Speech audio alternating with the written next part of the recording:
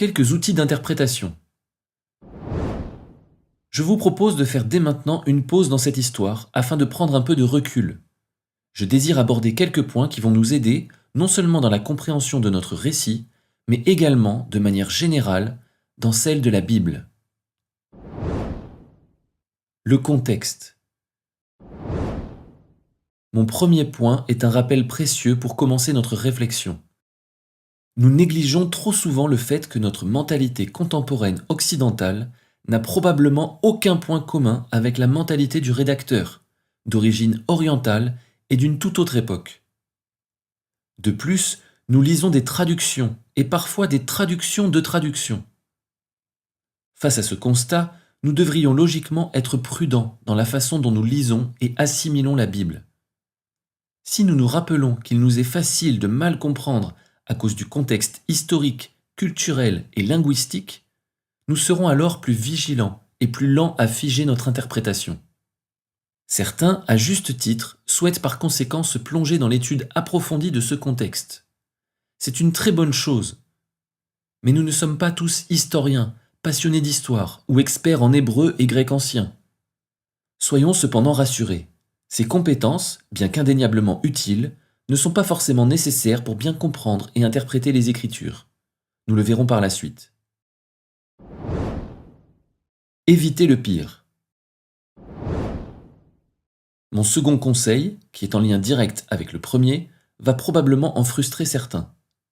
Il peut pourtant nous épargner bien des soucis.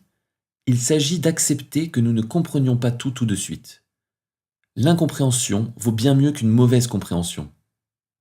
Nos pensées sont à des années-lumière de celles de Dieu, au point qu'il nous est littéralement impossible d'appréhender les choses d'en haut par nous-mêmes.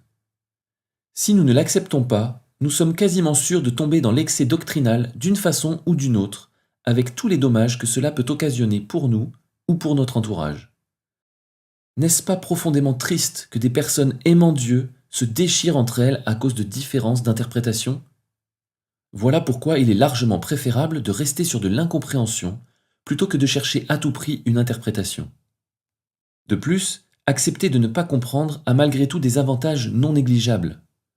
Notre dépendance, notre confiance, notre patience, notre humilité, qualités incontournables pour un disciple de Christ, ne s'en trouveront que renforcées. Tôt ou tard, l'Esprit de Dieu apportera la lumière au cœur qui s'attend à lui. Nous pouvons même voir une volonté divine derrière l'incompréhension. Rappelons-nous des paroles de Jésus qui parlait très souvent en paraboles et qui a dit « Il vous a été donné de connaître les mystères du royaume de Dieu, mais pour les autres, cela leur est dit en paraboles, afin qu'en voyant, ils ne voient point, et qu'en entendant, ils ne comprennent point. » Luc chapitre 8, verset 10. À qui a-t-il été donné de connaître les mystères du royaume ? Jésus s'adressait ici à ses disciples, autrement dit, à ceux qui le suivaient, ceux qui étaient proches de lui. C'est la même chose pour la Bible. Nous devons être attachés à Christ et dépendre de lui pour que nos yeux s'ouvrent vraiment. Dieu ne désire pas que nous comprenions les choses en dehors de l'intimité avec lui. Les intentions cachées. Lorsqu'il parle, Dieu ne donne pas souvent tous les détails. Dans ce qu'il dit ou ce qu'il fait se dissimule souvent tout un tas de choses qui nous échappent, et l'intention divine reste bien souvent cachée. Je ne vais pas énumérer toutes les occurrences bibliques pertinentes car ce serait trop long. Je me contenterai de prendre seulement 2 exemples pour illustrer mon propos. Le sacrifice d'Isaac. Au verset 2 du chapitre 22 de la Genèse, nous voyons Dieu s'adresser à Abraham pour lui ordonner une chose inattendue. Dieu dit « Prends ton fils, ton unique, celui que tu aimes, Isaac, va-t'en au pays de Morija et là, offre-le en holocauste sur l'une des montagnes que je te dirai. » Dieu sait parfaitement ce qu'il fait et surtout ce qu'il va faire. De notre côté, nous avons la suite de l'histoire, donc nous connaissons la fin. En revanche, si nous avions été présents juste à ce moment-là, comment prendre cette demande de Dieu ? Si nous ne regardons qu'à ce verset 2, difficile de ne pas y voir un Dieu sadique qui se permet de prendre la chose la plus précieuse d'un homme. En y ajoutant le verset 1, nous commencerions à croire que nous tenons l'intention divine. Après ces choses, Dieu mit Abraham à l'épreuve et lui dit « Abraham !» et il répondit « Me voici ». Il semble donc qu'il s'agisse d'une épreuve de Dieu, pensons-nous. Cela pourrait nous rassurer quelque peu quant à l'issue du test, mais un Dieu qui s'amuse à éprouver la fidélité, la confiance et l'obéissance de son sujet n'est pas en soi très sécurisant. Si par contre nous regardons à la réaction finale d'Abraham, juste après l'heureux dénouement de ce récit, nous découvrons la réelle intention de Dieu qui a nécessairement atteint son objectif. Abraham donna à ce lieu le nom de Jéhovah-Jireh.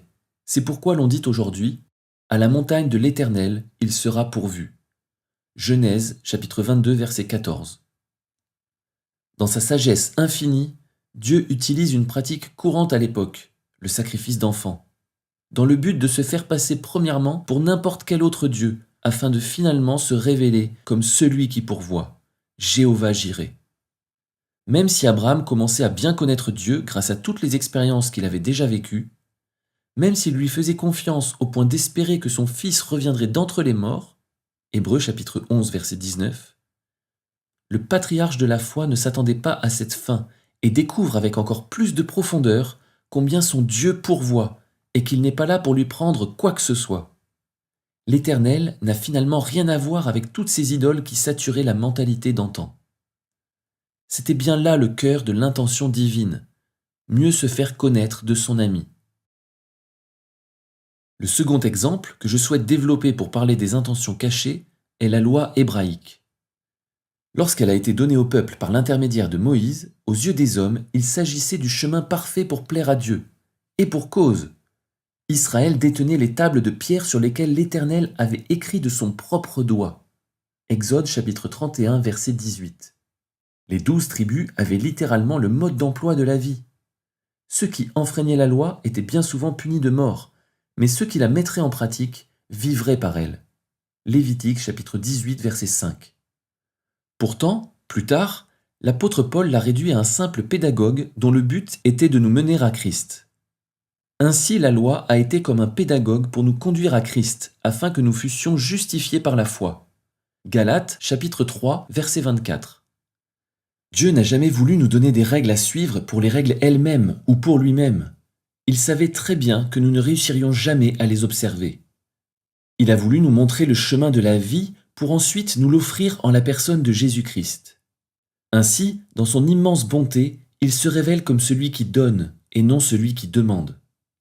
Malheureusement, la lecture littérale de la loi fait encore grand débat au sein des croyants aujourd'hui, laissant les discoureurs passer à côté de l'intention initiale et du but de la loi. Christ et juste Christ, car Christ est tout suffisant. Soyons donc vigilants quant à notre compréhension biblique. Posons-nous constamment la question de savoir si nous discernons bien l'intention de Dieu, si nous voyons le tableau en entier ou seulement juste un bout. Un verset sorti de son contexte peut vite devenir un prétexte et desservir la cause du royaume de Dieu. La lettre tue. Les points que j'ai abordés précédemment sont probablement loin d'être exhaustifs. Pourtant, nous arrivons déjà à la conclusion que l'interprétation de la Bible n'est pas chose aisée. En réalité, l'exercice se retrouve être complètement impossible par nous-mêmes. Pour réussir à comprendre, nous avons incontestablement besoin de son esprit. L'interprétation biblique sans Dieu n'a finalement pas de sens. Selon moi, il y a un verset qui, à lui seul, est le guide parfait de l'interprétation biblique. La lettre tue, mais l'esprit vivifie. Deuxième épître aux Corinthiens, chapitre 3, verset 6. L'apôtre Paul y va vraiment fort en disant que la lettre tue. Les Écritures ne sont-elles pas divinement inspirées ? Comment ce qui vient de Dieu peut-il tuer ? Dieu n'est-il pas vie et par conséquent opposé à la mort ? Oui, Dieu est indéniablement vie. Il est l'auteur de la vie. Il est pour la vie. Il soutient la vie. Pourtant, ce qui vient de lui peut malgré tout produire la mort lorsque nous en détournons son usage. La preuve avec l'arbre de la connaissance du bien et du mal. Genèse chapitre 2 versets 9 et 17. Il en est de même avec la Bible. La lettre peut tuer, si mal comprise et mal utilisée. Nous avons donc besoin de l'esprit, car l'esprit vivifie. Ainsi, lorsque nous lisons accompagnés de l'esprit, la lecture nous transmet la vie. Ne s'agit-il pas là du but premier des Écritures? Nous communiquer la vie plutôt que de simplement augmenter notre savoir? Assurément oui, puisque le cœur de Dieu c'est de nous donner la vie, et la vie en abondance. Jean chapitre 10 verset 10. Je souhaiterais préciser que nous avons besoin de l'Esprit même lorsque notre interprétation est juste. Prenons par exemple le verset suivant. L'amour de Dieu a été manifesté envers nous en ce que Dieu a envoyé son Fils unique dans le monde afin que nous vivions par lui.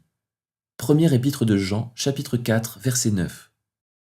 La vérité évidente qui ressort de ce verset est que Dieu nous aime au point d'avoir donné son Fils pour que nous ayons la vie. Magnifique et merveilleuse vérité que celle-ci. Cependant, une énorme différence existe entre entendre cela et l'expérimenter.